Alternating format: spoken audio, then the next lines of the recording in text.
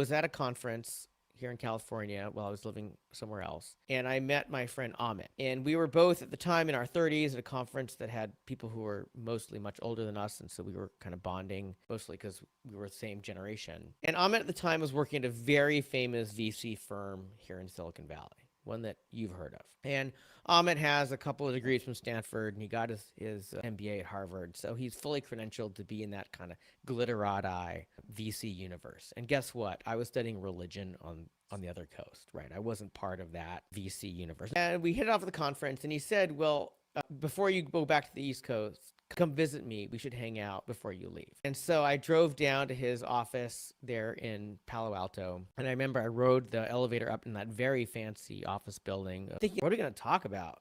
So I did what mentors have taught me to do is I just asked about what he was working on that was exciting to him, not necessarily business-wise.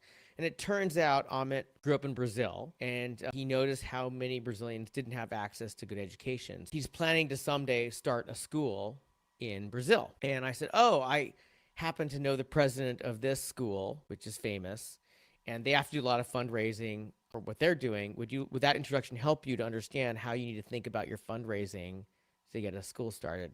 And he said, oh, that would be great. I would love the introduction. Again, I don't know if that friend's going to help him, but at least I can connect him with someone.